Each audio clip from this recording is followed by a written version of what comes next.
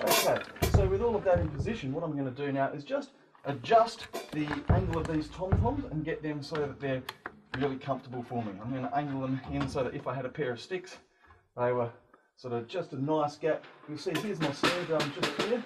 There's really very little gap now between the snare drum and the tom-tom. That's great because when I'm trying to move my stick quickly up to the tom-tom like this, I'm not going to get the tip of the stick caught underneath here, and then I'm going to lose it, it's going to go flying off. So you want the tom-tom fairly low for the snare drum, but without having the snare drum so high that you have to kind of lift your arm up to play it. Notice that if I just hold my arms loosely by my sides, sort of a 90-degree bend, they're just sitting above the height of the snare drum, so it's very easy for me to play the drum. The drum's low enough that I can still hit the rim if I want to, but not so high that I'm always going to hit the rim. It's easy for me to clear the rim, okay? And my hands can quite easily get to these tom-toms, they're all just facing me. You'll also notice that I'm actually facing that wall, or the audience now. If I was facing the way the bass drum is, I'm going to be facing that way, towards the corner. But I don't want to do that. I've got the snare drum directly in front of me, between my two knees, and I'm now facing the wall. That's why we had the bass drum on the angle. Our next job is to put the floor tom in position. So let's do that. Okay, so let's get the floor tom in position. Here's the floor tom. You notice on this floor tom, the legs have this little angle at the bottom, so the base of the legs should be wider than the actual drum. What I don't want is I don't want that to be kind of adjusted like this, so it's on the side. I want it to be facing away from the drum. Now the height of those legs is also pretty important. First of all, let's just get them basically in position. We want the height of the drum to be pretty much the same as the snare drum, or maybe just a little bit higher, and we want it to angle slightly towards the drummer, much the same as the mirror image of the snare drum. So there it is, maybe just a little bit higher. You'll notice also there's not much gap there. Same things we had on the snare drum here, not much gap. And there's enough room for the knee to slide comfortably in between the snare drum and the floor tom there. Let's have a look at that. So here it is from a different perspective. You see my knee pointing in towards the drum, and there's plenty of gap in here. I can get my hands down between the two, but it's pretty much close, so my hands can get to each drum without too much movement, okay? Plenty of room.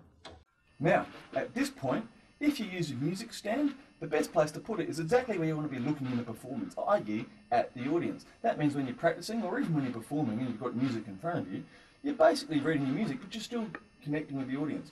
So there's a nice gap here between the hi-hat and the tom, and in that gap, that's where I'm going to put my music stand. Okay. Not a great high quality music stand here, but now I've got that music stand pretty much facing in the gap between the tom-tom and the hi-hat here.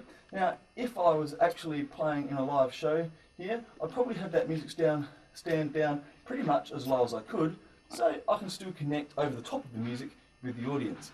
You may have to adjust that if you're actually following a conductor or something like that, so that your eye line looks at the music, you can still see the conductor directly behind it. Otherwise it's too far away from your peripheral vision.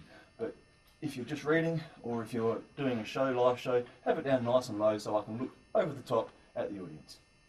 Now the next thing is to put all the cymbals in position. Now cymbals of course are very, very varied. People have all sorts of different combinations of cymbals and so forth. So there's no real hard and fast rules about cymbals. One thing I will say is whatever cymbals you do put in there, it's really best to sort of try and keep them relatively low. In catalogues, you'll see photos of drum kits with the cymbals up really high, and it looks fantastic. It makes drum kits look bigger and shinier and all the rest of it. But in practice, all that means is every time you play a cymbal note, you're going to be late getting to the cymbal because you're trying to get your hand all the way up here, and that's really tough to do. So get your cymbals down nice and low to the drums without being silly about it. Okay, you don't want them to be so low that when you hit the cymbal, it actually rocks down and contacts with the rim. Let's have a look at how I have mine. First of all, I get a ride cymbal, and that's usually out on the right hand side of the drum kit next to the floor tom.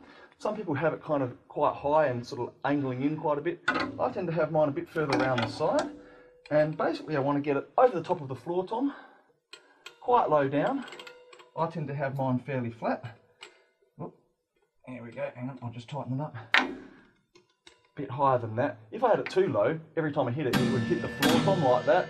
We don't want that. So I have it high enough so that in normal playing, it won't rock down and hit the floor tom. And once again, just angling in towards the body of the drummer so that when I have my arm just sitting loosely by my sides, it's going to go directly in towards the ride cymbal. There we are. I've got my elbow just by my sides, and I can point to there without having to kind of put it in any weird positions. It's right easy. I don't have to hold my hand up in the air, which is going to give me a really sore shoulder if I'm playing that ride cymbal all night long. Okay, and it's slightly in front of me too. I don't want it so far around here to the side. It's basically there in a comfortable position for my right hand. Okay, and I've cheated a bit and I've just bunged these other cymbals in. These ones are on a big rack for me, but you could just put these on a stand. I've got a couple of other cymbals here. You'll notice they're kind of within very easy reach. They're quite low to the tom, they're not right up here, but actually these could even be a little bit lower, but they're high enough that when I'm playing the tom-tom, I'm not likely to hit the cymbal on the way up. And look at the angle of the cymbal too. The angle of the cymbal is really important. I don't want it like that because then I can't really get over the edge of the cymbal. Okay, so I want to be able to play on top, but also I want to be able to play over the edge too. So I don't want the cymbal to be kind of too flat like this, so that every time I hit it, I'm playing sort of into the edge of the cymbal. I want it to be such that I can just play a glancing blow over the edge of the cymbal like that. Once again, not too far away too. Notice, you know, I can touch that with my hand without my elbow being too far away from the body. So that's a really good position for the cymbal. So I really hope you've got something out of this little guide to setting up the drum kit. Now you've got your drum kit set up in a relatively comfortable position, you can start learning how to play. Don't forget that the begin drumming system is perfect for those of you who are just starting out with your drum kit, and it will take you at least a year to get through that many lessons. You can check it out at www.begindrumming.com.